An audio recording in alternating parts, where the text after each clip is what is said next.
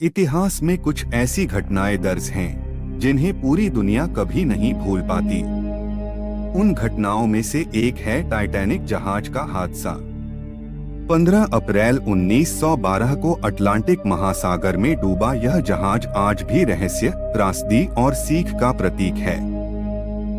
Titanic केवल एक जहाज नहीं था, बल्कि उस दौर की तकनीकी शक्ति, विलासिता और मानव अभिमान का प्रतीक था। लेकिन किस्मत ने इसे महज 4 दिनों के भीतर समुद्र की गहराइयों में समा दिया। 19वीं और 20वीं सदी की शुरुआत में इंग्लैंड और यूरोप में जहाज निर्माण की प्रतिस्पर्धा बहुत तेज थी। British shipping company white star line ने यह ठाना कि वह ऐसा जहाज बनाएगी जो अब तक के सभी जहाजों से बड़ा, तेज और सुरक्षित होगा। निर्माण स्थल: जहाज का निर्माण उत्तरी आयरलैंड के बेलफास्ट शहर में हारलैंड एंड वोल्फ शिपयार्ड में हुआ। निर्माण आरंभ 31 मार्च 1909 और 31 मार्च 1912 में पूरा हुआ। लंबाई लगभग 882 फीट 268 मीटर, ऊंचाई 175 फीट 53 मीटर, वजन करीब 46,000 टन था। इसमें लगभग 2000 आदमी आराम से आ सकता। टाइटैनिक को इतना विशाल और मजबूत बनाया गया था कि उसे अडूबने वाला जहाज कहा जाने लगा। इसमें आधुनिक तकनीक के तौर पर 16 वाटरटाइट कंपार्टमेंट लगाए गए थे, यानी अगर जहाज के 4 हिस्सों में पानी भर भी जाए तो भी यह नहीं डूबेगा। जहाज की विशेषताएं: विलासिता: टाइटैनिक को खास तौर पर अमीर यात्रियों के लिए डिजाइन किया गया था।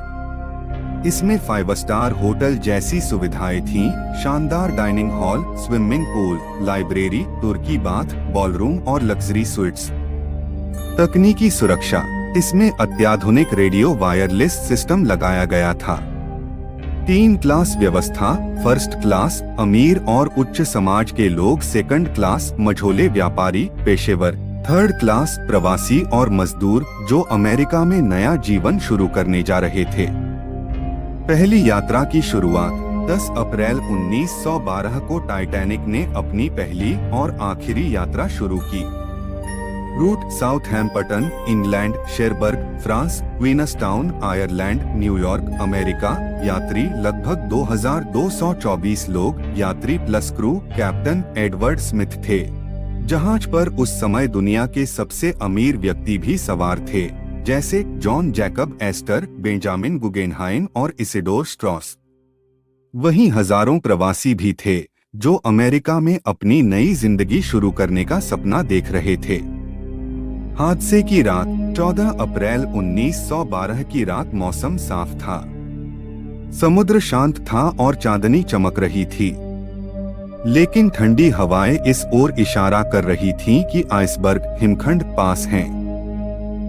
रात करीब 11:40 बजे जहाज उत्तरी अटलांटिक में एक विशाल हिमखंड से टकरा गया। टक्कर जहाज के दाएं हिस्से, स्टारबोर्ड साइड से हुई। पानी तेजी से जहाज के 5 कंपार्टमेंट में भरने लगा। यही वह बिंदु था जिसके बाद टाइटैनिक का डूबना तय हो गया। अफरा-तफरी और डर: टाइटैनिक पर कुल 20 लाइफ बोट्स थीं, जबकि इतने बड़े जहाज पर कम से कम 60 लाइफ बोट्स होनी चाहिए थीं। यानी जहाज पर मौजूद आधे लोगों को भी बचाने की पर्याप्त व्यवस्था नहीं थी। पहले नियम था कि महिलाएं और बच्चे पहले, लेकिन अफरा-तफरी में कई लाइफ बोट्स आधी खाली ही समुद्र में उतार दी गईं। रेडियो ऑपरेटरों ने SOS संदेश भेजा, हम डूब रहे हैं, तुरंत मदद भेजें। आसपास के जहाजों में कारपैथिया ने यह संदेश सुना और वह मदद के लिए दौड़ा, लेकिन वह लगभग 4 घंटे दूर था। जहाज का डूबना: टक्कर के लगभग 2 घंटे 40 मिनट बाद 15 अप्रैल की सुबह 2:20 बजे टाइटैनिक समुद्र की गहराइयों में समा गया। जब जहाज डूब रहा था तो उसके बैंड के संगीतकार निरर माय गॉड टू दी नामक भजन बजा रहे थे ताकि लोगों को शांत रखा जा सके। जहाज के साथ साथ सैकड़ों लोग बर्फीले पानी में कूद गए, लेकिन अटलांटिक का तापमान 0 से नीचे था। कुछ ही मिनटों में अधिकतर लोग ठंड से मर गए। मौत और जीवित बचे लोग, जहाज पर कुल लोग लगभग 2224, बचे लोग लगभग 710 थे, मारे गए लगभग 1500।